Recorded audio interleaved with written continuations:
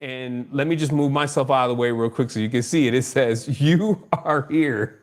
And I thought that was funny because there's always like maps and things and they try to show you where you're at, right? Like you're here in San Diego, right?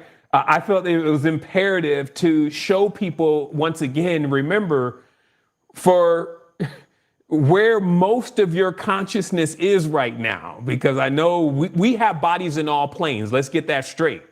We have vehicles in the garage of all of these planes, but the one that we're generally in, that you're aware of and that the society is aware of the most, fits right here on the electromagnetic spectrum. And because we have orders of magnitude, that's what that 10 to 24 and 10 by 22 and 10 to the 20th power, 10 to the 18th power, those are orders of magnitude. And because we have orders of magnitude, it allows us to even determine everything else, like how long a wave may be versus another, and how long, or basically how much time and distances between one and the other. But to make it very simple, you can just do a simple like glance and be like, that's pretty small. if what you're saying is true, in that all the way up to gamma rays, all the way to the long waves, and that's just what's on the chart, is what is known to exist. And our reality, which is in the visible spectrum of light, is right here. And this is where we spend most of our time. You can imagine still how much more we have to learn. So this is a very sobering way also for you to get in your mind and into your awareness with something factual, that when you're still exploring the physical reality and all of what they're saying is going on in the matrix and all the rules that they created and the ideas that they have, they've gotten a lot of that from only this amount of awareness. So now there's plenty of growth. So this is going to like get occult really fast because that's what I do. And we only have about an hour and a half this evening. So we're going to see what happens. So from here, what else are you looking at? Obviously, a rainbow, right? For those who were, just on that surface level, like, oh, a rainbow. And on the occult level, there is very specific meanings around a rainbow. So we go to the deepest occult writings and we find that the rainbow is written about as being a sign of the covenant. That there's some type of agreement going on here. And some of the entities seem to also refer to this. At least the people who wrote the books about the entities seem to refer to this, because God exclaims, every time you see my rainbow in the sky, that will be the sign of the covenant between me and you. Okay. Right. So it's mentioned that this bow or spectrum of light is some type of covenant. And as I elaborated upon this, I also mentioned that, because the word harmony, which is the word that we use really for how these colors blend into each other, actually came from the word harmon or Herman. And this word harmon was the mount in the, let's say, spiritual context of the fallen angels, where they came to agreements and made a pact to do this thing, which is what the text says.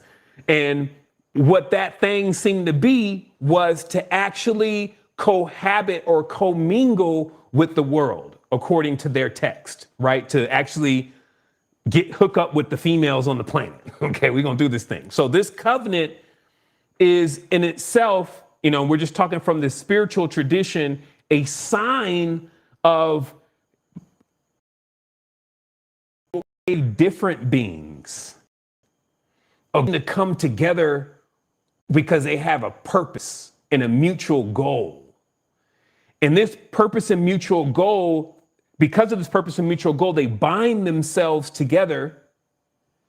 And with their powers, they create the visible world. Okay, so now we have to back up here a little bit because we need to authenticate that. We need to authenticate that somehow the physical reality that you're looking at here on the visible spectrum is in itself like a purposeful created anomaly. I have to start with the first part of the text. Let there be light. Okay. Now, what you start learning right away with all of this stuff about the visible spectrum is that if anybody can see this light, it's got to be visible. So when they say, hey, let there be light, if something can see it, it's got to be visible. In order for it to be visible, though, this needs to happen. Because this is what you learn in right under the beaker, right inside of the class. You can go and do it yourself. To get these spectrums of these different colors, you need to refract the light. So this would make it kind of logical right away that the physical reality then is created from refracted light.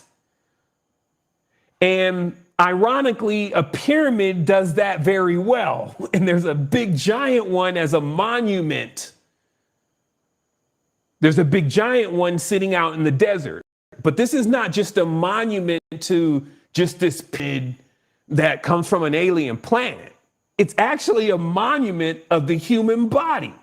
Because when you know the coding of a pyramid and what is encoded within the geometry of a pyramid, you can see very clearly that it's the same geometry of the body. So even in this, it's saying that the bodies that are no doubt in the physical reality, and as we'll see here in a moment, are the physical reality, that they themselves, though, are these refracted pieces of light or slowed down light. So let me explain to you a little bit of how this could happen in a visualization. So when you look up at the sky, you see all these stars, right? You see basically dots. But in order for you to see that, as we just learned here, in order for you to actually see that, though, that means this needed to happen to that for you to see it. So I started pondering this for a while. What are the stars? And then it hit me. What you're looking at is it's a seed, but the word that you would be more familiar with is a beam.